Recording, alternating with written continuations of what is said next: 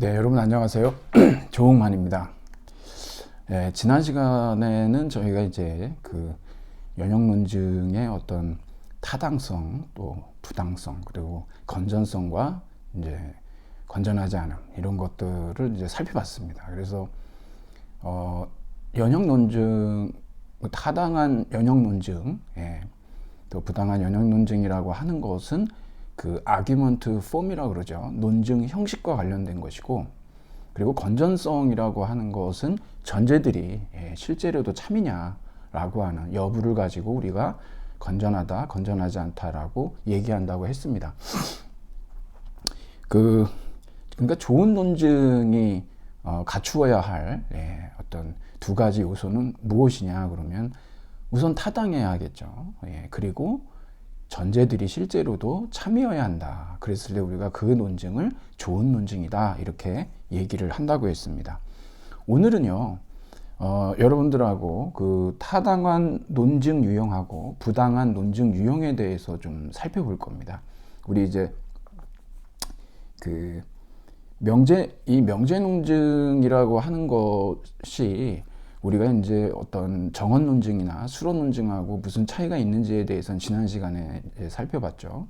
그리고 이제 이 명제 논증 중에서도 타당한 논증이 있고 부당한 논증이 있는데 그 형식들, 유형들이 있어요. 그거를 우리가 학습을 할 건데 이게 매우 중요합니다, 여러분. 이걸 통해서 여러분들이 이제 제가 여러분한테 그 학습 자료로 제공한 어떤 논리적 접속사라든가 아니면 진리표라든가 그 다음에 이제 연역 규칙이라고 하는 이 추론 규칙인데 크게 우리가 이제 함축 규칙하고 대추 규칙으로 이렇게 나눠 놓습니다. 거기에 대해서는 여러분들이 꼭 필수적으로 이해하시는 것뿐만 아니라 머릿속에 이제 넣어 두셔야 될 것들이 좀 있어요. 그래야 여러분들이 연습 문제도 좀 해결하실 수가 있기 때문이고 이거 매우 중요합니다, 여러분. 그러면 우선 타당한 연역 논증에는 어떤 것들이 있는지에 대해서 먼저 이제 살펴보겠습니다. 여러분 그 36쪽을 보면은 결국 타당성, 부당성이라고 하는 건 논증 내용이 아니라 형식에 의존한다라고 하는 거 아주 우리는 반복적으로 지금 계속 학습을 하고 있습니다. 거기 예 1번에 보면은요. 오늘 비가 오면 우리 집 앞마당 땅이 젖는다 그래요.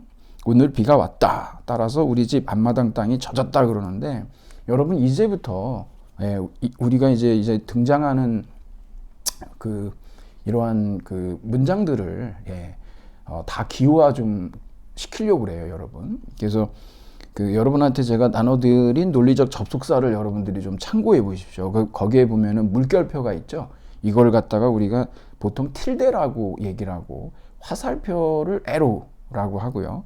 그 다음에 이제 그 연어 문장에서 이걸 갖다가 웨지 그래서 쐐기라고 얘기도 하고 그럽니다. 여기서 우선 오늘 비가 오면 만일 뭐뭐 한다면이라고 하는 거 그거는 여러분 조건 명제에 해당하잖아요. 만약 뭐뭐이면 오직 뭐뭐인 경우에만 이러지 않습니까? 이 화살표를 쓰면 되겠죠. 그래서 이제는 대문자 A, B, C, D로 제가 표시를 하려고 그래요. 여기에 여러분한테 진리표 나눠드렸는데 소문자 PQ로 썼지만 사실은 대문자 A, B, C, D 이런 식으로 쓰겠습니다. 앞으로는.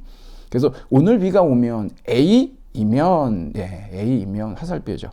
우리 집 앞마당 땅이 젖는다. B이다. 그래서 A이면 B이다. 오늘 비가 왔다. A이다. 그러므로 B이다. 그래요. 그러면 이것을 우리가 뭐라 그러냐 그러면 이 조건 문장이 있잖아요. 이 조건 문장에 조건을 진술하는 문장을 우리가 전건 그래요. 그리고 그 조건에 의존하는 문장이 있잖아요. 그걸 후건이라고 그래요. 여러분들이 꼭 알아두세요. 그래서 여기 앞문장인 전건을 긍정하는 논증이다. 그래서 전건 긍정 논증이래요. 꼭 외워두셔야 됩니다. 그래서 이제 모두스 포넌스라고 하는데 이거는 긍정하는 방식 이렇게 라틴어로 그렇게 해석을 합니다. 연역 논증에서 가장 많이 사용하는 논증에 해당한다. 이러한 형식을 가지고 있는 어떠한 연역 논증도 타당한 연역 논증이라는 겁니다. 그러면 이제 예 3으로 한번 가볼까요? 여러분들이 이제 이것을 기호화 하실 수 있겠죠. 제가 여러분한테 수업 안내문에 말씀을 드렸는데 해당 지문을 여기 지금 명제 변수라고도 하지만 우리가 명제 변항이라고도 얘기해요. 해당 지문을 명제 변수와 논리적 접속사를 사용해서 이거를 갖다가 기호화하실 수가 있어야 돼요. 이때 여러분 정말 잘 읽고 꼼꼼하게 기호화를 잘해야 됩니다. 이것을 잘못하게 되면은요, 푸나 마나예요. 나중에 제가 이제 말씀을 또 드리겠습니다. 그러면 이거 어떻게 되냐 그러면 A이면 B이다. 뭡니까? not B이다. 그러므로 not A다 그래요. 지금 후건을 어떻게 했냐 그럼 부정했죠. 예, 이걸 갖다가 우리가 뭐라 하면 후건 부정 논증 그랬어요. 모드 스톨런스라고 합니다. 여기 지금 설명도 잘 나와 있지만 사실상 여러분 A이면 B다라고 하는 것에 대우라고 하는 걸 알 수가 있어요. 그렇죠? 여러분 이게 우리 동치 규칙에서 이 대우가 나오거든요. 여러분한테 나눠드린 그 자료에 있습니다. 그것도 한번 참고해 보시고 이걸 또 활용해서 우리가 문제도 많이 풉니다. 이게. 그래서 우리가 이거 후건 부정 논증, 이 조건문의 뒷문장 후건을 부정했기 때문에 후건 부정 논증이죠. 이렇게 되면 무조건 타당한 연역 논증이다. 자, 그러면 여기 여러분 부정에 해당하는 뭐뭇이 아니다라고 하는 거, 요거 이제 논리적 접속사라고 그래요. 틸데라고 그랬죠. 물결표라고 합니다. 그래서 요것을 사용하면 여기 지금 이제 정리가 이렇게 돼 있지만 A이면 B이다. 이거 화살표로 여러분 다 바꿔 놓으세요. A이면 B이다, A다, B이다. 후건 부정 논증은 A이면 B이다, not B이다. 그러므로 not A다. 이렇게 아주 여러분들 이거 기본이니까 꼭 알아두셔야 됩니다. 자, 그러면 이제 넘어가 보죠. 이것 말고 또 예4가 있는데요. 이것도 여러분이 만약 영희가 늦게 잔다면 영희는 아침에 늦게 일어날 것이다. 그러면 A이면 B이다. 영희가 늦게 일어난다면 B라면 영희는 학교에 늦을 것이다. C이다. 그러므로 어떻게 됩니까? A이면 B, B이면 C. 그러므로 A이면 C라고 하는 거. 그렇죠? 몇 단입니까? 3단이죠. 그리고 이것은 조건 문장으로 이루어져 있잖아요. 그래서 이걸 우리가 조건 3단 논증 또는 연쇄 논증 이렇게 얘기를 합니다. 이게 여러분 여기 3단 논증이라고 하는 건 우리가 정원 3단 논법 있잖아요. 예, 실로기스무스라고 하거든요. 이게 실러지즘이라고 하는 거죠. 이게 거기 영어로도 그렇게 써 있죠. 이걸 간단하게 또 뭐 H.S. 이런 식으로 HS로 쓰기도 합니다. 자, 마지막으로 우리가 알아볼 타당한 연역 논증이 있는데 이것을 여러분 이거 기호화 시켜 놓는다면 벤너나 아츠는 벤너 또는 아츠죠. A 또는 B 이렇게 되는 거예요. K1 월드 그랑프리에서 우승한 적이 있다. 벤너가 우승을 했던 적이 있거나 아니면 아츠가 우승을 했던 적이 있다는 거죠. 바꾸면 어떻게 됩니까? A 또는 B라고 하는 거. 우리 여러분 논리적 접속사 보세요. 선언 명제입니다. 이게 선언 명제. 여기 보면은 혹은 또는 이거나 이런 거 들어가 있잖아요. 이렇게 들어간 거는 무조건 또는으로 여러분들이 바꿔주시면 됩니다. 벤너는 K1 월드 그랑프리에서 우승한 적이 없다. not A다. 그러므로 아츠가 K1 월드 그랑프리에서 우승한 적이 있다. B다 그러죠. 여러분 여기에서는 이제 이런저런 설명들이 이렇게 있는데 제가 다 읽는 거는 좀 의미가 없는 것 같고 여러분들이 한번 쭉 읽어보시면은요. 39쪽의 위에서 네 번째 줄에 보시면요. 이러한 논증을 우리는 선언 문장의 한 부분을 부정하고 남은 한 부분을 결론으로 도출하는 형태의 3단 논증이라는 의미에서 선언 3단 논증이라고 한다. 3단인 건 왜 그런지 아시죠, 여러분? 선언 명제가 있고 선언 문장이 있고 거기에서 3단으로 나오기 때문에 선언 3단 논증이라고 얘기하지만 이걸 다른 말로 뭐라고도 얘기할 수 있냐 그러면은 선언지 제거법이라고 그래요. 네. 여기 선언 문장에서의 A 또는 B잖아요. A를 선언지, B도 선언지라고 그래요. 그러니까 선언지든 어떤 선언지든 간에 선언지를 제거하잖아요. 하나를. 그렇게 해서 도출시키는 거예요. 이것을 선언지 제거법이라고 그러고 이렇게 되면은요. 항상 연역적으로 타당한 논증이 됩니다. 이게. 그러니까 거기 보면은 A 또는 B 하고 선언지 제거를 하는데 not B 해도 되고 not A 해도 상관이 없는 거예요. 예, 둘 중 안에 어떤 것이든지 선언지를 제거하면 이것은 타당한 연역 논증이 되는 겁니다. 그래서 여러분 거기도 지난번에도 제가 말씀드렸지만 여기 명제 논리라고 하는 거 얘기를 했고, 명제 논리의 기본 단위는 명제예요.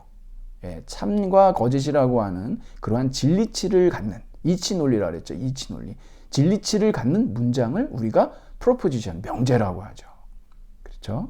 그리고 여러분 여기에서 보면은 뭐 정언 명제 논리 그랬는데 이건 정언 논증이고 우리가 살펴봤죠. 수로 논리는 전공 과목이다 말씀드렸습니다. 자, 이제는 여러분 그러면 부당한 논증 유형으로 갈 텐데요. 여러분 여기에서 우리가 타당한 연역 논증이 있고 부당한 연역 논증이 있는데, 우리가 이 오류도요 크게 두 가지로 나눕니다. 형식적 오류가 있고 비형식적 오류가 있어요. 비형식적 오류는 우리가 뒤에서 오류를 배울 겁니다. 형식적 오류가 부당한 연역 논증을 얘기하는 거예요. 이거 형식적으로 오류거든요. 자, 그러면 연역적으로 부당한 논증, 인밸리드한 논증은 어떤 것들이 있냐 그러면 여러분이 2번을 여러분이 한번 기호화해 보세요. 어차피 뭐 옆에다가 책 옆에다 이렇게 한번 써보세요. 여러분들이 오늘 비가 오면 우리 집 앞마당 땅이 젖는다. A이면 B다. 근데 우리 집 앞마당 땅이 젖었다. B다. 그러므로 A다 그러거든요. 여러분 이게 있잖아요. 우리가 그 타당한 연역 논증의 특징은 뭐냐면 전제가 참이라면 결론은 뭡니까? 반드시 참이죠. 근데 이게 부당한 논증이니까 어떤 겁니까? 전제가 참인데도 불구하고 결론이 거짓인 경우. 이거 부당한 논증이잖아요. 그러니까 여러분 우리 집 앞마당 땅이 젖었다라고 하더라도 꼭 반드시 오늘 비가 왔습니까? 다른 이유로 여기서 이제 얘기했지만 뭐 방류를 했을 수도 있고, 뭐 물차가 지나가다가 뭐 잘못해서 화로차가 지나가다가 물을 뿌리고 갔을 수도 있는 거고, 여러 가지 가능성들을 우리가 배제할 수가 없잖아요. 그렇기 때문에 이것을 우리가 뭐라 그러냐, 부당한 논증이고 이것을 우리가 후권 긍정의 오류다라고 합니다. 이렇게 되면 무조건 이거는 여러분 오류인 거예요. 그리고 얘 유구를 또 가보면 어떻게 됐습니까? A이면 B이다. not A이다. 그러므로 not B이다. 이건 뭐냐 그러면 전권 부정의 오류입니다. 이런 형식으로 돼 있으면 무조건 이거는 부당한 논증이에요. 그러니까 여러분이 후권 긍정의 오류든 전권 부정의 오류든 이거를 여러분들이 꼭 알아두셔야 됩니다. 그리고 선언 3단 논증 관련해서도 오류가 있어요. 여기 지금 얘 7을 여러분 한번 기호화하면 어떻게 됩니까? A 또는 B. 그런데 이번엔 B다. 그러므로 A다 그러거든요. 여기서 여러분 그 41쪽으로 가보면 위에서 네 번째 줄에 보면 나는 역대 경기를 전부 다 시청하였는데 벤너가 우승한 적이 없다라고 하는 것이 없는 이상, 이러한 추가적인 전제가 없는 이상 결론이 전제로부터 반드시 따라 나온다라고 할 수는 없다라는 겁니다. 좀 더 쉬운 예를 좀 보려면 얘 8인데 우리 이거 보기 전에 그러면 아예 우리가 개념을 정립하고서 들어가 보도록 하죠. 여러분이 42쪽으로 한번 가보세요. 42쪽에 밑에서 두 번째 단락을 보시면 거기에 두 번째 단락의 밑에 쪽을 보시면 뭐라고 나오냐 그러면 포괄적 선언과 배타적 선언이라는 말이 나와요. 그러니까 우리가 또는이라고 했을 때 있지 않습니까? 그게 이제 포괄적인 선언인 경우도 있고 배타적인 선언인 경우도 있거든요. 포괄적 선언이라고 하는 것은 둘 다일 수 있는 거예요. 배타적 선언이라고 하는 것은 둘 다는 안 돼요. 여러분 우리가 음식점에 갔을 때 예를 들어 뭐 후식으로 커피 아니면 뭐 청량음료가 나온다라고 했을 때 뭘 드시겠냐 그랬을 때 둘 다 준다고 생각하면은 그건 오산이죠.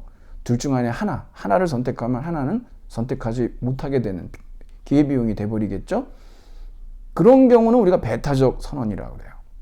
근데 여기서처럼 지금 장동건 씨 얘기가 이렇게 나왔는데 얘 팔에 보면 잘생겼거나 키가 크다 그러는데 이거 여러분 배타적 선언입니까? 그러니까 하나 잘생겼다 그러면 키가 크지 않은 건가요? 그게 아니고 둘 다일 수가 있지 않습니까?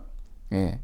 그런 얘기를 여기에서 지금 얘기를 하고 있는 겁니다. 그래서 우리가 이런 어떤 선언 3단 논증이 등장한다 그러면 기본적으로 여러분 그 선언지 제거법이 타당한 논증인데 선언지를 긍정하는 경우도 있어요. 즉 다시 말해서 예구를 한번 보세요. 예구를 보면 이것은 선언지를 긍정했죠. 장동건은 전주에 있다 그랬단 말입니다. 그렇다고 이 논증이 틀렸다라고 할 수 있냐? 할 수가 없어요. 왜 그러냐 그러면은 사람인 이상 어떻게 여러분 전주하고 서울에 동시에 있을 수가 있겠습니까? 이건 불가능한 일이죠. 예, 물리적으로 불가능하죠. 그렇기 때문에 이것은 또는이 배타적 선언이라는 걸 우리가 알고 있기 때문에 선언지를 긍정한다 하더라도 이것이 부당한 논증이다라고 말할 수가 없다라는 얘기입니다. 그러니까 선언 3단 논증과 관련했을 때는 여러분들이 그 또는이라고 하는 그 선언지들을 보시고 이것이 배타적 선언인지 아니면 포괄적 선언인지에 대해서 꼭 여러분들이 확인해 보셔야 됩니다. 그래야 여기에 대해서 여러분들이 틀리지 않으실 수가 있어요. 그 42쪽의 맨 마지막 단락에도 나왔지만 논리학에서는요 배타적 선언을 다루질 않습니다. 배타적 선언이 아니라 포괄적 선언을 다뤄요. 아예 여기에서 이게 그 논리학이 배타적 선언을 다루는 건지 포괄적 선언을 다루는 건지에 대해서 애매모호할까봐 아예 얘기를 하죠. 논리학에서 다루는 선언은 포괄적 선언이다라는 겁니다. 여러분들이 이것을 꼭 염두에 두시길 바랍니다. 자, 그러면 여러분 43쪽으로 한번 가보실 텐데 거기에 보면은 연역적으로 부당한 논증이 반드시 나쁜 논증인 것은 아니다. 이게 무슨 얘기일까요? 우리가 여러분 지금 타당한 연역 논증의 형식들을 봤어요. 그리고 아울러서 부당한 연역 논증의 논증들도 찾아봤습니다. 그럼 부당한 그 연역 논증은 무의미한 논증이란 얘기냐? 그렇지가 않습니다. 의미가 있거든요. 사실은 귀납입니다. 그래서 여기에서 지금 연역적으로 필연적이지 않은 부당한 논증들 중에서도 유의미한 논증들이 있는데 그게 바로 귀납 논증이에요. 네. 그래서 우리가 다음에 우리가 이제 귀납 논증의 4가지 유형을 또 살펴볼 겁니다.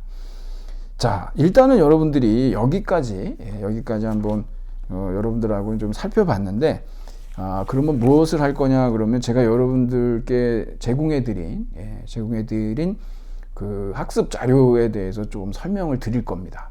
제가 이제 좀 여러분들이 그 주의하셔야 될 것들을 좀 말씀드릴 텐데 우선 여러분 그 논리적 접속사 종류하고 그 기호하고 명칭이 이렇게 있어요.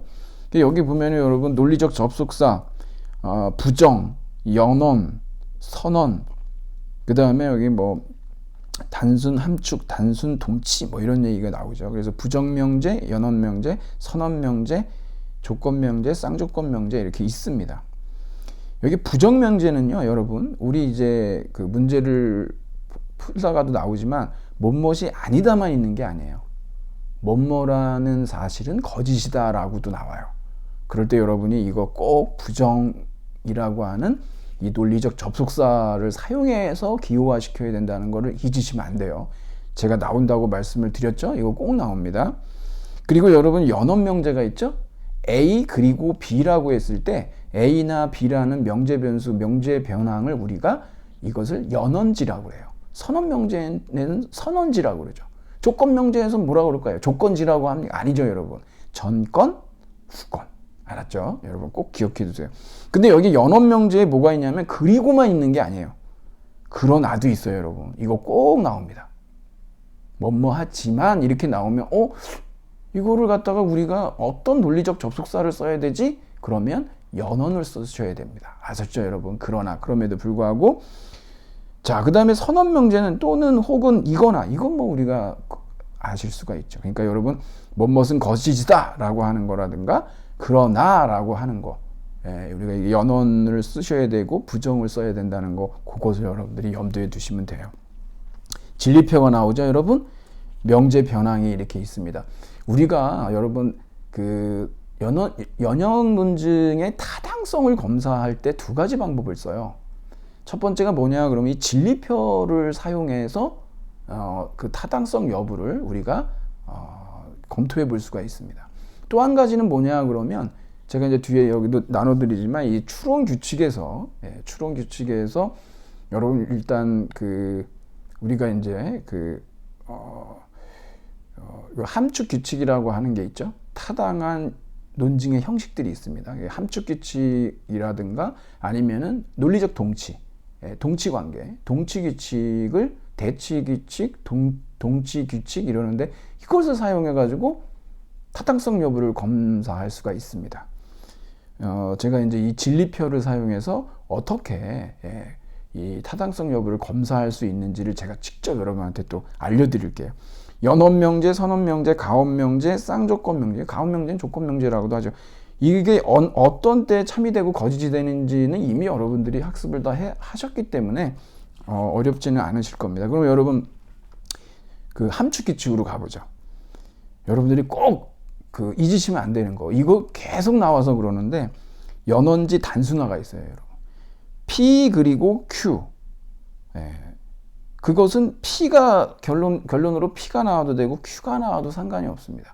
이건 뭡니까? 전제가 참이라면 결론이 반드시 참일까요? 무조건 참이죠. 진리표를 여러분 한번 보세요. P 그리고 Q가 참이래요. 그러면 여기에 있는 연원지들은 다 진리값이 뭡니까? 참이어야 되죠. 우리가 여기에서 연원명제가 참인 경우는 둘 다 참일 때지 않습니까? 그러니까는 결론에 P가 오든 Q가 오든 무조건 참이죠. 아셨죠, 여러분? 다 한번 해보세요. 여기 있는 거 다 무조건 전제가 참이면 결론이 반드시 참이 그러한 타당한 연역 논증이에요. 연원지를 이렇게 단순화할 수도 있고요. 단순화할 수 있습니다. 이거 꼭 알아두셔야 돼요. 그 다음에 연원지를 결합할 수도 있어요. 전제가 참이라면 결론이 반드시 참이죠. 그럴 수밖에 없잖아요, 여러분. 그리고 선언지 제거법은 우리가 봤습니다. 어떤 선언지를 제거하든 이건 논리적으로 타당하죠. 자, 그 다음에 여기 선언지 첨가법 이거 꼭 외워두셔야 됩니다. 전제가 참이라면 결론은 반드시 참이죠, 여러분. 이거 여러분들이 선언지 첨가법은 반드시 여기에 이제 나오게 돼 있고 우리가 살펴봤는데 여러분 우리 교과서 31쪽에 문제 3번에 오지선다 중에 5번 한번 보세요. 제가 여러분한테 이거 선언지 첨가법입니다 라고 말씀을 드렸어요. 이렇게 직관적으로 봤을 때는 타당하지 않은 것처럼 생각될 수 있지만 타당합니다, 여러분. 31쪽에 3번에 5번. 제가 그때 여러분하고 문제 풀면서 말씀을 드렸었는데 다시 한번 여러분들이 리뷰를 해보세요. 연쇄 논증 아까 나왔죠, 여러분. 조건 산단 논증, 연쇄 논증이라고도 한다고 그랬고 전건 긍정식, 후건 부정식 이렇게 MP, MT 이런 식으로 씁니다. 야, 여기 여러분 구성적 딜레마 나왔죠? 구성적 딜레마. 제가 나중에 여러분하고 해본다고 그랬는데 오늘 이제 우리가 이제 여러분한테 나눠드린 자료를 통해서도 얘기를 하겠지만 여러분 이거 32쪽에 문제 5번에 4번을 한번 보세요. 맨날 슬픈 할머니 계시잖아요. 이 할머니를 기쁘게 해드릴 수가 있습니다, 우리가. 여러분, 이거 우리가 아주 유명한 예잖아요. 여기에서는 지금 명제 변항을 P, Q, R, S 이런 식으로 썼는데 ABCD로 써볼게요, 여러분. ABCD로. 그러면 여러분 4번을 갖다가 우리가 기호화해 보자고요.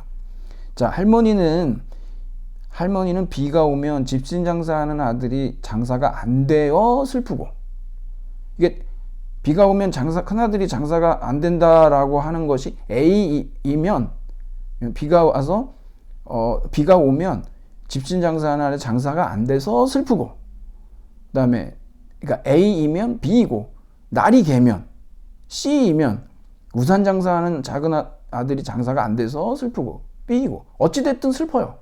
그래서 A이면 B이고 C이면 B예요. 그랬더니 늘 비가 오거나 날이 개거나 한다. A 또는 C다 그래요. 그렇죠? 그러므로 할머니는 늘 슬프다. B다 이럽니다. 지금 여기에서 이 8번은 여러분 이걸 우리가 뭐라 그러냐면 복합 구성적 양도론법 이렇게 얘기를 합니다. 이거 여러분들이 거기다 한번 더 써주세요. 이거 뒤에 제가 여러분 나눠드린 거로 보면은 더 잘 아실 수 있는데 아예 그러면 그러지 말고 아예 가보죠, 여러분. 제가 여러분한테 나눠드렸던 양도론법 형식이 있어요. 거기 한번 가보시죠. 양도론법은 이 딜레마 논증은 여러분 이게 이제 총 4가지가 있습니다. 근데 여러분들이 여기를 보시면 단순하고 복합이 있고 구성적 또는 파괴적 이렇게 나와 있어요. 도대체 이걸 어떻게 구분하는 거냐 그러면 여러분 사실 여기 이렇게 뭐 4단으로 되어 있는데 그 단순 구성적 양도문법 한번 보세요. P이면 Q, R이면 Q라고 하는 거는 한 대 그릭으로 묶을 수 있어요. 대전제예요, 대전제. 그 다음에 P 또는 R이라고 하는 게 이게 소전제예요. 그리고 결론이에요. 어차피 3단으로 만들 수가 있는데 이렇게 4단으로 보통 쓰기도 해요. 예. 상관은 없습니다. 4단이 되든 3단이 되든 간에. 그런데 여기에서 여러분 단순이냐 복합이냐라고 하는 거는 뭘 보고 우리가 판단하는 거냐 그러면 결론을 한번 보시면 결론이 정언명제로 돼 있냐 선언명제로 돼 있냐 그걸 보고 우리가 단순이냐 복합이냐라고 얘기를 해요. 정언명제로 돼 있으면 단순하잖아요. 예, 그래서 단순이라고 그러고 이것이 선언명제로 돼 있으면 복합이라고 그래요. 아셨죠?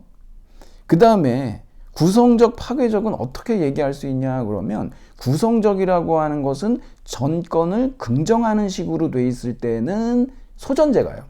소전제가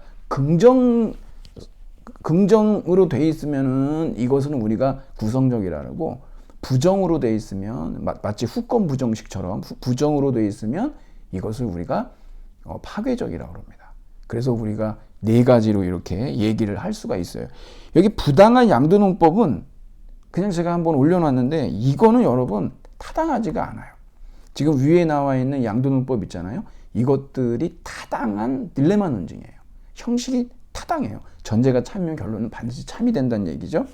그러니까 이 할머니 지금 나온 얘기를 해보면 이것은 지금 뭐가 되냐 그러면 단순 구성적 양도농법인 거를 여러분들이 아실 수가 있어요. 그리고 이 양도농법은요, 우리가 뿔 사이로 피하는 방법이 있고 뿔로 잡는 방법이 있고 크게 2가지로 나눠서 이 양도농법이 딜레마 논증을 우리가 이제 논박할 수가 있어요. 뿔 사이로 피하는 방법이라고 하는 건 뭐냐 그러면 그 소전제의 선언명제 있잖아요. 그 선언명제의 그 선언지들이 거짓 딜레마인 경우가 있어요. 그러니까 2가지 중에 하나만 얘기하는 게 아니라 간과된 선언지가 있을 수 있거든요. 우리 앞으로도 계속 보게 될 겁니다. 지금 이 할머니 이 선언명제 보면 비가 오거나 날이 개거나 여러분 이 날씨가 오로지 2가지만 있습니까? 비 오거나 날이 개거나 흐린 날은 어떻게 할 건데요? 그렇죠. 그런 걸 통해 가지고 이 양도농법을 논박할 수가 있어요. 예. 그리고 또 한 가지는 어떤 방법이 있냐 그러면 뿔로 잡는 방법이 있는데 그건 뭐냐면 여기서 지금 A이면 B라고 했잖아요. A이지만 not B인 경우 슬프지 않은 경우가 있을 수 있잖아요. 어떤 경우에 슬프지 않습니까? 비가 오는데 우산 장사하는 작은 날로 생각하면 기쁘죠. 잘 팔릴 거 아니에요, 우산. 그런 식으로 얘기를 할 수가 있다는 거예요. 그런 식으로. 이런 방법은 여러분 우리가 뒤에 가서 논증 비판하기 이런 데서 건전성에 대한 문제 제기할 때 다 배웁니다. 근데 제가 여러분한테 오늘 우리가 이런 형식들, 사실 이제 이러한 어떤 추론 규칙들을 우리가 오늘 살펴보는 시간이기 때문에 다시 한번 여러분한테 설명을 이렇게 드린 거예요. 이거 또 나오니까 여러분들이 하여튼 그렇게 좀 알아두시고 흡수논법은 그렇고요. 그 다음에 여러분 대치 규칙으로 가볼게요. 이 동치 규칙인데 여러분 이거 다 우리 집합에서 배웠던 거 드모르간의 규칙, 교환법칙, 결합법칙, 배분법칙 그 다음에 이중부정 다 아시죠? 여러분 대우규칙 있잖아요. 이거 아까 우리 살펴봤었죠. 대우규칙. 예. 정권긍정 논증, 후권부정 논증, 타당한 연용 논증이라고 그럴 때 우리 살펴봤고 여러분 7번에 이 단순 함축 있죠. 이거 여러분 아시겠지만 꼭 알아두셔야 돼요. P이면 Q라고 하는 거는 나P 또는 Q라고 바꿔 쓸 수 있고 이걸 또 다른 방법으로도 또 바꿔 쓸 수가 있어요. 이거 우리 문제 풀 때 많이 나옵니다. 여러분들이 이거는 꼭 여러분 알고 계셔야 되고 나머지는 그냥 한번 살펴보시면 되겠습니다. 그래서 형식적 오류하고 양도논법 관련된 것들을 제가 여러분한테 이렇게 말씀을 드렸고 제가 이제 여러분께 제공해드린 PPT에 보면은요 거기에 이제 몇 가지 예들이 좀 나와 있는데 여러분들의 어떤 어떤 상식을, 여러분들의 상식을 좀 확장시켜 드린다라고 하는 차원에서 아주 유명한, 제가 아주 유명한 하나의 이야기를 좀 거기다 담아놨습니다. 보통 지금이야 뭐 법대가 있는 학교도 있고, 학부에 지금 다 법전원으로 이제 많이 바뀌었죠. 근데 이제 이 법조계의 뜻을 갖고 있는 분들은 이 얘기를 들어보셨을 확률이 높아요. 근데 모르는 분들도 꽤 많습니다.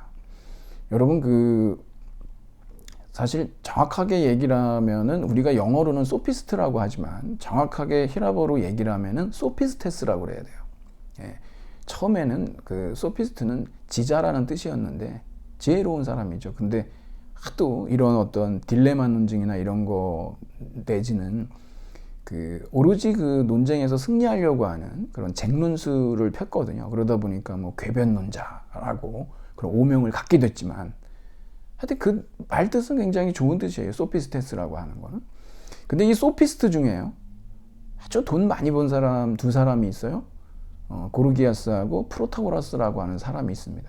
고르기아스는 90까지도 살았으니까 오래 살고 돈도 엄청나게 많이 벌었습니다. 프로타고라스도 마찬가지예요. 근데 이 프로타고라스라고 하는 사람의 얽힌 이야기가 하나가 있는데, 프로타고라스가 이제 쟁론술, 논쟁술이라고 그래가지고 에리스틱이라고 하거든. 에리스틱스라고 하는데 그거를 이제 가르쳐요. 왜 그러냐면 그리스 사회가 직접 민주정으로 바뀌면서 아무래도 여러분 뭐 이렇게 앞에 나와서 발언할 기회가 많이 있겠죠. 그래서 이제 그런 설득술이라고 하는 게 너무 중요했단 말이에요.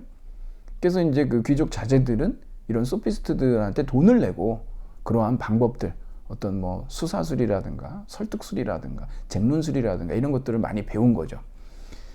그래서 많이들 찾아온 거예요. 돈을 싸들고. 그래가지고 이제 프로타고라스한테 누가 오냐 그러면은 뭐 프로타고라스의 제자라고 하는데 에우아틸루스라고 하는 사람이 찾아와서 뭐라고 얘기하냐 그러면, 일단 내가 수업료의 반은 내겠다. 그래서 당신한테 쟁론술을 배우고 나머지 반은 그거 배워서 정말 한번 써먹어 봐야 되지 않냐 이거겠죠. 그래서 첫 번째 소송에서 내가 승소하면 그때 내가 나머지 수업료도 너한테 주겠다 그럽니다. 참 재밌는 조건이죠. 그러니까 뭐 프로타고라스는 워낙 자기의 쟁론술에 대해서 확신 이상을 가지고 있었기 때문에 뭐 나한테 배우면 뭐 무조건 너는 승소하게 돼 있으니까 그렇게 해라. 어차피 받을 돈이다라고 생각하고 가르쳤습니다. 근데 문제는 뭐냐 그랬는데 다 끝났어요, 과정이. 근데 이 에우아틸루스가 소송을 안 하는 거예요. 승소를 해야 지금 돈을 받지 않습니까, 수업료를. 그런데 이제 무슨 얘기냐 그러면 이제 프로타고라스가 먼저 소송을 제기해요. 그래서 이제 그 내용이 거기에 나오는데, 여러분들이 거기에 보면은 두 사람이, 프로타고라스하고 에우아틸루스가, 프로타고라스는 뭐라고 했겠습니까? 지금 이런 딜레마 논증을 통해 가지고 무조건 이기든 지든 너는 나한테 돈을 내야 된다라고 하는 주장을 하고, 프로타고라스는, 에우아틸루스는 지든 이기든 간에 나는 당신한테 돈 낼 이유가 없다라고 하는 논증을 펴는데, 여러분들이 그것을 갖다가 기호화시켜 버리면은요, 뭐가 나오냐 그러면은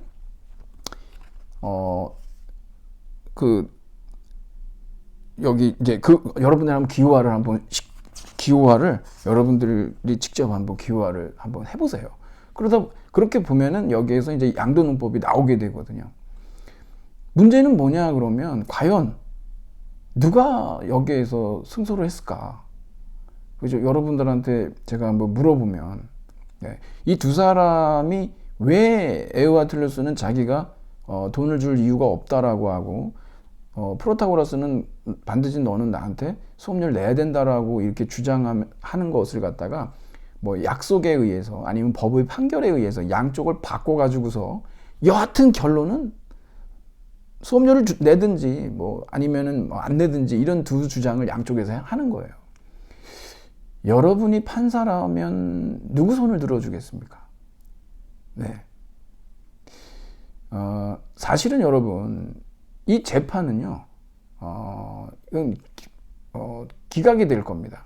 왜 그러냐 그러면 지금 프로타고라스가 소송을 지금 소송 제기를 안 했기 때문에 수업료를, 나머지 반의 수업료를 프로타고라스한테 줄 의무가 에우아틸루스한테는 발생하지를 않은 상태죠. 그러니까 판사는 당연히 프로타고라스, 이 원고의 지금 이 소송을 갖다가 패소를 시킬 겁니다. 왜? 조건이 충족이 안 됐기 때문에 소 자체가 성립이 안 된다는 얘기를 하는 거죠. 너무 재밌는 건 뭡니까? 패소함과 동시에 에우아틸루스는 수업료의 나머지 반의 수업료를 프로타고라스한테 줘야만 하는 그런 상황이 발생하는 거죠. 첫 번째 소송에서 이겼기 때문에 프로타고라스가 이거 다 알고 소송을 제기했던 거죠.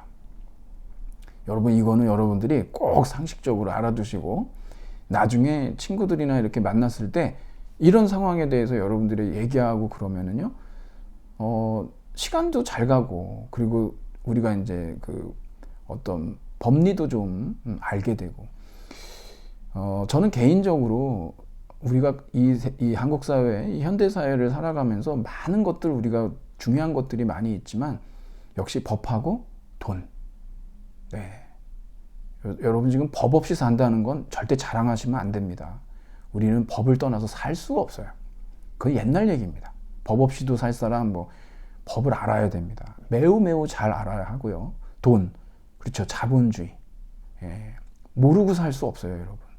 여러분들이 그런 거에 대해서도 경제에 대한 상식, 이런 것들 여러분들이 꼭 알고 계셔야 됩니다. 그래야 여러분들이 법적인 문제에 연루되지 않으실 수도 있고, 돈으로 인한 어려움들을 겪지 않으실 수가 있어요. 그래서 제가 간단하게 법과 돈과 법에 대해서는 우리가 꼭 알고 있어야 될 필요가 있다라고 말씀을 드리겠습니다.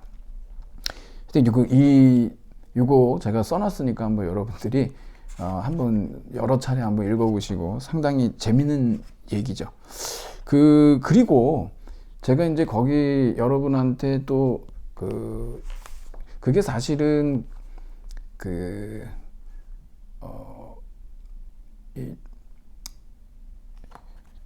중세 철학에서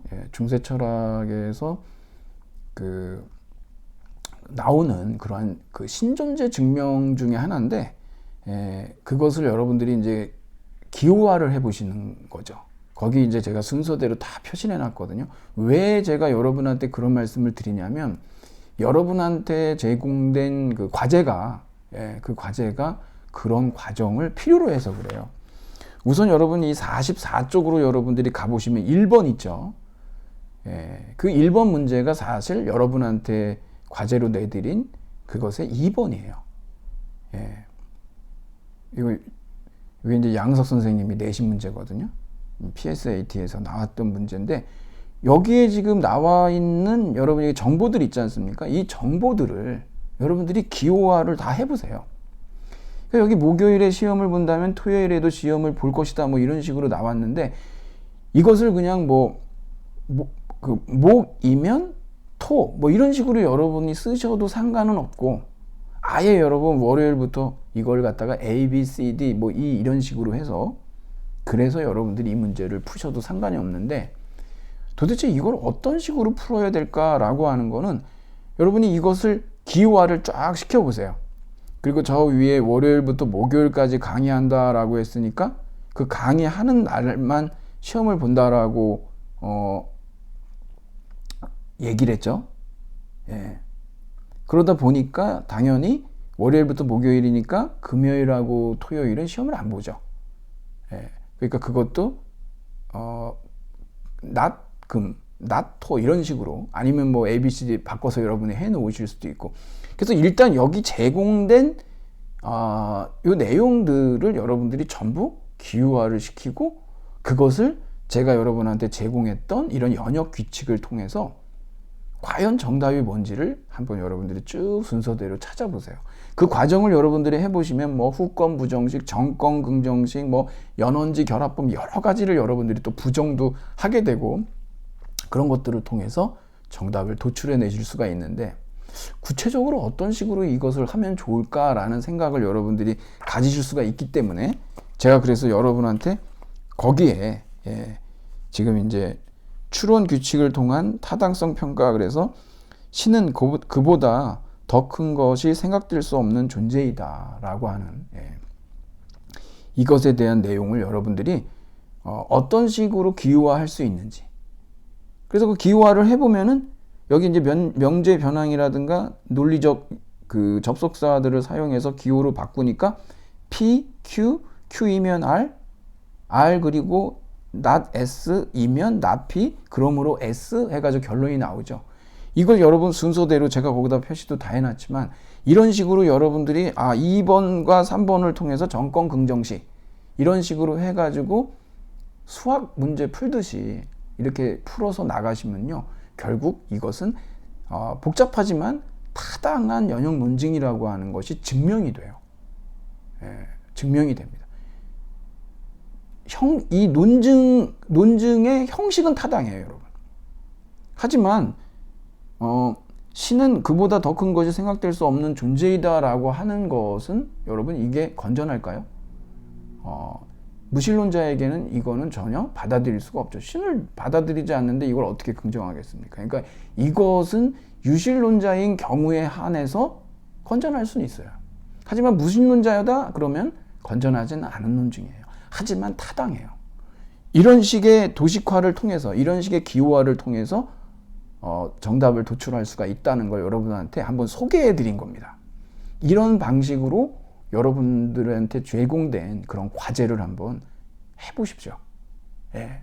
거기에 이제 명제 변항, 그 다음에 논리적 접속사, 그걸 통해서 기호화를 잘해야 됩니다, 여러분.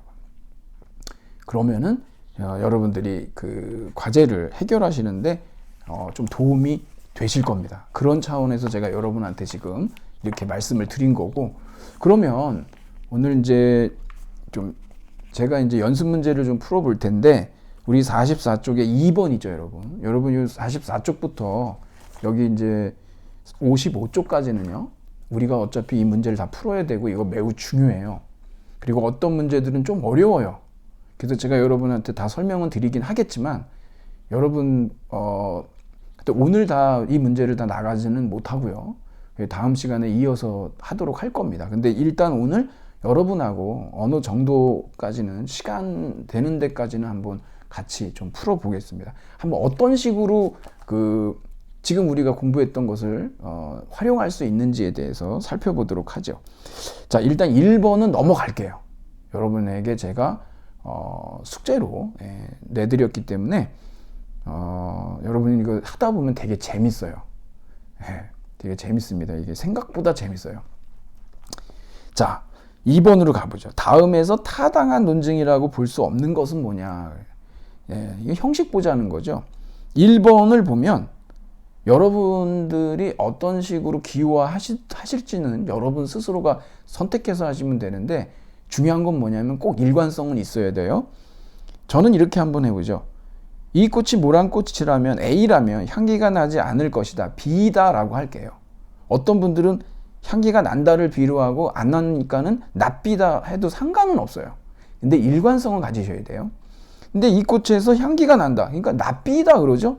그러므로 이 꽃은 모란꽃이 아님이 분명하다, 낫 A다. 이거 뭐라고 그럽니까? 후권 부정 논증이라고 그러죠. 타당합니까? 부당합니까? 타당하죠.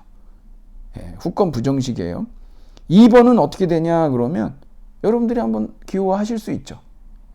지금 저하고 문제 푸시다가 지금 아직 이 연습 문제를 여러분들이 손을 안 대시는 상태다 그러면 잠깐 멈춰 놓으시고 여러분이 지금 제가 말씀드린 대로다가 해보세요. 재밌어요. 그래서 기호화를 해놓고 그 다음에 문제도 해결한 다음에 다시 이어서 듣고 한번 해보세요. 그러면 바로바로 여러분들이 문제를 해결하시면서 또 확인해 보실 수도 있으니까. 2번은 뭐냐 그러면 A이면 B이다, A이다, 그러므로 B이다. 이거 정권 긍정 논증이라고 그러죠. 그렇죠? 타당합니다. 자, 3번을 볼까요? 플라톤은 철학자이거나 남자이다. 플라톤은 철학자이다. 그러므로 플라톤은 남자가 아니다. 여러분, 여기에서 이건 우리가 알다시피 선언지 제거법을 해야 되는데 선언지 긍정을 했으니까 이거 오류라고 하는 건 우리가 알아요. 선언지 긍정의 오류니까. 하지만 어떤 경우가 있다고 그랬죠? 여기에서 이 또는이라고 하는 것이 포괄적 선언인지 배타적 선언인지를 우리가 꼭 확인해야 된다고 그랬습니다. 지금 여기에 나와 있는 거 보면 철학자이거나 남자이다라고 하는 것은 배타적 선언이 아니라 포괄적 선언인 걸 알 수 있죠. 포괄적 선언일 때는 긍정을 하게 되면 이것은 무조건 오류 논증이 되겠습니다. 그래서 여기에서는 포괄적 선언이기 때문에 선언지 긍정의 오류다. 이게 3번이 정답이네요. 자, 4번은 뭐냐 그러면 A이면 B이다. B이면 C다. B를 매개로 해서요. 그러니까 당연히 A이면 C. 이거 뭐라고 그랬습니까? 조건 3단 논증 또는 연쇄 논증 우리가 그랬죠. 타당합니다. 5번은요. 모든 여우는 젖으로 새끼를 키운다. 그러니 한반도 붉은 여우도 젖으로 새끼를 키울 것이다 그랬는데 이게 뭘까? 정언 3단 논증인데 여기에서 지금 전제 중에 하나가 숨어 있죠. 한반도 붉은 여우도 여우이다 라고 하는 것이 여기에서 이제 생략돼 있지만 결국 우리는 이걸 통해서 이 5번도 타당한 그러니까 정언 논증에서 타당한 정언 논증이라는 것을 우리가 알 수가 있습니다. 정답은 3번이 되고요. 3번으로 또 가보죠. 45쪽에 3번으로 가겠습니다. 자, 다음 연역 논증의 타당성 혹은 건전성에 대한 설명 가운데 옳은 것은 뭐냐? 일단 기호화를 해보죠. A이면 B이다. B이다. 그러므로 A이다. 이건 뭡니까? 후권 긍정의 오류가 되겠죠, 여러분. 그러면 이건 무슨 논증? 부당한 논증이죠. 부당한 논증이기 때문에 여기에 대해서 뭐 건전성이고 뭐고 따질 이유가 없죠. 부당하니까 무조건 건전하지 않은 논증이죠. 자, 이 4번을 한번 볼게요. 여러분, 이 문제가 뒤에도 나와요. 그러니까 여러분 지금 다음 진술들이 모두 참일 때 반드시 참이라고 할 수 없는 것은 뭐냐라고 했는데 사실 여러분 이게 전제라고 생각하시면 돼요. 전제들이 참이면 결론이 반드시 참이다라고 하는 게 타당한 연역 논증이잖아요. 근데 그렇게 볼 수 없는 거라고 하니까 뭐냐 그러면은 여기에서 부당한 결론이 뭐겠느냐라는 걸 찾아보란 얘기겠죠. 우선은 지금 여기에 있는 이 진술들, 이게 다 조건들인데 이 진술들을 전부 여러분들이 기호화를 시켜보셔야 돼요. 잘 하셔야 됩니다. 이거 여러분이 만일에 기호화를 여기서 잘못하잖아요. 여러분은 100% 오답을 찾게 돼요. 정말 자기도 모르는 사이에 오답을 찾습니다. 기호화를 잘못하게 되면 하천이 기준 이상으로 오염이 된 것이라면 수용이 금지된다. A이면 B다 라고 하자고요. 그러면 하천이 기준 이상으로 오염된 것이 아니라면 not A이면 낚시가 금지되지 않는다. not C다. 일관성만 있으면 돼요, 여러분. 그러면 낚시가 금지되거나 취사가 금지된다 그랬으니까 이거나 또는 이러죠. 그러니까 뭡니까? C 또는 D. 이거나예요, 여러분. 여기 지금 낚시가 금지되거나니까 낚시가 금지된다 그러면 C니까 수영이 금지되고 그리고죠. 취사가 금지된다 그러니까 B 그리고 D라고 하면 돼요. 여기까지 여러분들이 하셔야 됩니다. 이걸 잘 하셔야 돼요. 여기서 혹시 금지되거나를 갖다가 그리고로 해놓거나 이러면은 이건 무조건 틀린 답을 찾게 된다는 얘기죠. 그러고 나서 여러분 1번부터 5번까지도 여러분들이 전부 기호화를 한번 시켜보시죠. 그러면 1번은 뭐냐 그러면 C이면 B죠. 2번은 A, 3번은 C이면 A, 4번은 A 또는 not C, 5번은 D예요. 정답이 뭘까요? 찾아보면 되죠, 여러분. 1번부터 볼까요? C이면 B는 어떻게 해서 우리가 나오게 할 수 있을까요? 이거는. 우선 여러분 2번을 보면 not A이면 not C인데 이거하고 동치가 뭐냐 그러면 대우죠. 그러면 C이면 A예요. 이거는 결국 그거죠. 그러면 여러분 C이면 A이고 1번은 A이면 B니까 C이면 A, A이면 B, 그러므로 C이면 B죠. 이게 바로 우리가 얘기하는 조건 3단 논증으로 하면은 C이면 B가 나오지 않습니까? 1번이 나오죠. 그 다음에 A는 넘어가죠. A 넘어가자 그러니까 이거 벌써 다 들켰는데 3번 가볼까요? 3번 여기 보면은 2번의 대우가 C이면 A잖아요. 그렇죠? 그리고 4번은 어떻게 됩니까, 여러분? not A이면 not C가 2번인데 그것의 단순 함축이 뭡니까? A 또는 not C죠. 그렇죠, 여러분. A이면 B다 그러면은 not A 또는 B잖아요. 그러니까 이 not A이면 not C를 단순 함축을 이 동축이축으로 바꿔버리면은 A 또는 not C가 되니까 4번이 나오죠.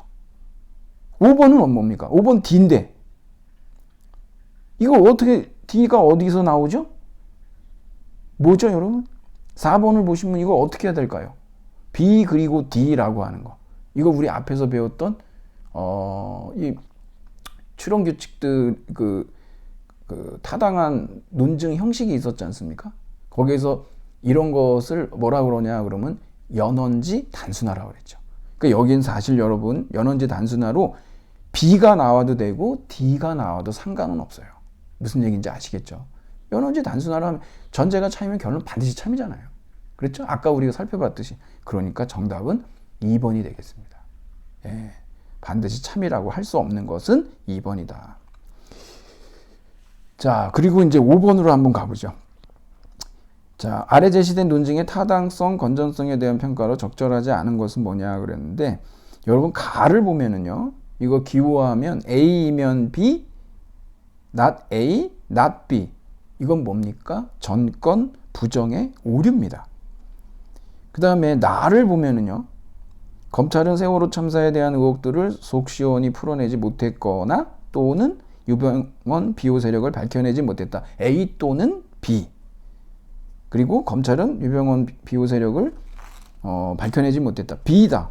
그러므로 해소시켰다 볼 수 없다. not A다 그러죠. 이거 A 또는 B, B, not A 그랬어요. 여기 여러분 뭡니까 이거? 선언지 긍정의 오류죠. 하지만 우리가 이것을 갖다가 이렇게 얘기는 하지만 반드시 이 선언이 포괄적 선언인지 아니면 배타적 선언인지를 봐야 된다고 얘기를 했습니다. 근데 여기 보면은 사실 이거는 포괄적 선언이죠. 뭐 한쪽을 긍정하더라도 한쪽을 긍정하더라도 뭐 다른 쪽이 배타적으로 제거되는 뭐 이러한 것이 아니고 둘 다 용인될 수 있는 상황이지 않습니까? 그러니까 여기에서 이것이 바로 이제 선언지 긍정의 오류인 것을 포괄적 선언이기 때문에 우리가 주장할 수가 있는 것이죠. 그리고 이제 다로 가볼까요? 다에 보면은 노벨 문학상 수상자를 가장 많이 배출한 나라는 한국이거나 프랑스다. 근데 한국인 중에서 노벨 문학상을 수상한 사람은 아무도 없다. 아니란 얘기죠. 그래서 A 또는 B, not A, 그러므로 B다. 이건 선언 3단 논증이고 선언지 제거법으로 타당한 연역 논증이 되겠죠. 여기에서 여러분 적절하지 않은 것은 뭐냐 그러면 1번 타당한 논증이 아니다. 맞죠? 2번 선언지 긍정의 오류. 3번 타당한 논증이다. 그러니까 1번, 2번, 3번은 다 적절해요. 근데 여기 정답은 4번하고 5번 두 개예요. 예, 여기 이제 정답이 두 개가 나와 버렸는데 일단 논증 가와 나의 전제가 모두 참이라면 이 둘의 각 결론 역시 참일 수밖에 없으며 이에 이 둘은 건전한 논증이 된다 그랬는데 여러분 아시다시피 이거는 부당한 논증이죠. 그렇기 때문에 건전한 논증도 아니에요. 이거 잘못됐고 논증 가는 형식이 아니라 내용 때문에 발생한 기 때문에 건전하지 않은 논증이고 그랬는데 이건 내용이 아니라 논증 형식 때문에 문제가 됐죠. 정권 부정의 오류니까. 논증 다는 실제로 프랑스인지 모르니까 이것은 타당성을 평가하기가 힘든다 그랬는데 사실은 여러분 이렇게 전제들이 실제로 참이냐 거짓이냐라고 하는 문제는 타당 부당을 얘기할 게 아니라 건전성을 따질 때 나오는 것이죠. 그래서 여기 타당성이 아니라 건전성을 평가하기 힘든 논증이다라고 얘기를 해야 맞습니다. 그래서 4번하고 5번이 다 여기에서 여기 정답이 되겠는데 여러분한테 한 가지 뭐 말씀을 하나 드려보고 싶다라고 하는 생각이 드는데 여러분 문학 동네에서 눈먼 자들의 국가라고 하는 책이 있습니다. 그 책이 이제 문학의 블랙리스트에 들어가가지고 사실 문학 동네가 이유 없이 그 이후부터 모든 국가 어떤 뭐 지원 프로그램에서 탈락이 돼요. 나중에 드러났죠. 문학의 블랙리스트가 있었다라고 하는 것을. 예. 거기 책에서 박민규 소설가가 있는데 아주 잘 썼습니다. 다른 분들도 어떤 이 세월호 참사와 관련된 글들을 쓰셨는데 거기에 보면은 여러분들 이거 꼭 잊으시면 안 되는데 제가 거기서 사건과 사고에 대한 얘기도 나오고 그러지만 세월호 참사는 여러분 사건일까요? 사고일까요? 여러분들이 꼭 이걸 알고 계셔야 됩니다. 사건이자 사고입니다. 그렇죠. 선박사고입니다. 또 하나 사건입니다. 국가가 국민을 구조하지 않은 사건이에요. 사고와 사건의 차이는 여러분들 아시죠? 눈먼 자들의 국가. 한번 여러분들이 우리 서점에 가면은 있어요, 이게. 그래서 그 부분만 여러분들이 한번 읽어보세요. 그래서 우리는 반드시 이것을 명확하게 알고 계셔야 돼요. 사고이자 사건이라는 걸. 당시에 자유한국당이죠.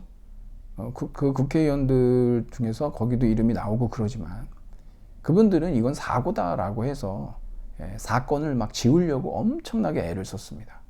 하지만 여러분들이 이것을 반드시 사건이고 사고고 사고이고 사건이라고 하는 이 두 가지를 꼭 알고 계셔야 돼요. 그래야 우리가 이 세월호 참사로부터 많은 것들을 우리가 배우고 그리고 다시는 그러한 어떤 비극이 방지될 수 있도록 노력할 수가 있는 겁니다. 아직도 실체적 진실이 규명이 안 됐죠. 사건이기 때문에 숨기고 있습니다. 비협조적이고 참 놀라운 현대사의 비극이죠. 자, 여러분들이 그렇게 한번 알아두시고요. 한 문제만 더 풀고 오늘은 좀 정리를 하겠습니다. 그리고 나머지 문제들은 여러분들이 미리 한번 풀어 놓으시면 제가 다음 시간에 한번 이 문제들을 같이 또 해결해 보겠습니다. 이 다음에 나오는 문제들 중에서 좀 어려운 문제들이 있어요. 근데 여러분들이 한번 해결하고 나시면은요, 되게 재밌고 쉬워져요. 저하고 같이 한번 해보시자고요. 미리 한번 풀어보시기 바랍니다. 자, 그럼 마지막 6번 문제로 가보겠는데, 다음 논증의 타당성과 건전성에 대한 판단으로 올바른 것은 뭐냐 그랬습니다. 그녀가 나를 좋아한다면 나에게 말을 걸어올 것이다. A이면 B이다. 그녀가 내게 한마디도 하지 않는 걸 보니 말을 안 걸었죠. Not B이다. 그러므로 나를 좋아하지 않는구나. Not A이다. 이렇게 나왔어요. 그러면 여러분 이것은 후권 부정 논증이죠. 타당합니까? 부당합니까? 타당합니다, 여러분. 그런데 문제는 뭐냐면 이게 2번하고 3번을 보면 타당한 논증, 타당하고 건전한 논증 그러는데 여러분 2번일까요? 3번일까요? 여러분 일단은 논증 형식은 타당해요. 건전성 문제는 뭐냐? 전제가 실제로도 참인지를 봐야 되거든요. 그러면 여러분 첫 번째 조건 명제 있잖아요. A이면 B이다를 보면 사실 여러분 저 뒤에 우리 86쪽, 87쪽을 가보면 이 논증 비판하기에서 건전성에 대한 문제제기가 나와요. 그러니까 지금 이 A이면 B이다에 대해서 논증을 비판하면 이런 경우를 우리가 생각해 볼 수 있어요. 뭐냐 그러면 A이지만 not B인 경우가 있어요. 그녀가 나를 좋아하지만 나에게 말을 걸어오지는 않아요. 근데 뭘 할 수 있습니까? 카톡을 보낼 수 있겠죠. 이렇게 해서 반론도 제시하고 발레도 드는 거예요. 그래서 그녀가 나를 좋아하지만 하고 나에게 카톡을 보낼 수도 있기 때문에 그래서 우리가 이제 이 조건 명제를 이 전제가 실제로 참이라고 우리가 말할 수가 없기 때문에 이것은 타당한 논증이지만 건전하지 않은 논증이다라고 얘기하는 겁니다. 그래서 우리는 3번은 답이 아니고 여기에서는 2번이 이제 정답이 되는 거죠. 건전성은 전제들이 실제로 참이냐라고 하는 건데 참이려면 이러한 논증 비판이 가능하지 않아야 되거든요. 근데 뭐 우리가 좋아하지만 말은 안 걸고 카톡을 보내거나 문자를 보낼 수가 있지 않습니까?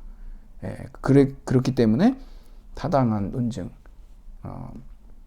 있다라고 여러분들이 그렇게 알고 계시면 될 것 같습니다. 네. 오늘 우리가 그 연역 논증 중에서 타당한 논증과 또 그 어떤 부당한 논증의 유형들을 쭉 살펴봤고, 그리고 이제 그것과 관련된 좀 더 확장된 그러한 어떤 연역 그 추론 규칙들이 있었죠. 그래서 뭐 함축 규칙하고 대치 규칙 이런 것들을 살펴보고, 또 특히 우리가 이제 양도 논법, 이 딜레마 논증을 살펴보고 그 논증들에 대해서 어떻게 비판할 수 있는지도 또 살짝 들여다봤습니다, 여러분. 그리고 이제 문제도 실제로 우리가 이제 해결을 해봤거든요. 나머지 연습 문제는 여러분들이 좀 미리미리 좀 풀어 놓으시면 저하고 다시 학습하시는 데 있어서 또 확인해 보실 수도 있을 겁니다. 이 부분부터는 굉장히 중요하기 때문에 여러분들이 그 유념해서 준비를 해 두시면 좋을 것 같습니다. 네, 그러면 오늘은 뭐 요 정도로 하고, 제가 좀 줄여볼까 합니다. 네, 여러분 뭐 약 1시간 동안 이렇게 수업 들으시느라고 애쓰셨습니다. 네, 저는 그럼 여기서 줄이도록 하겠습니다. 네, 수고하셨습니다.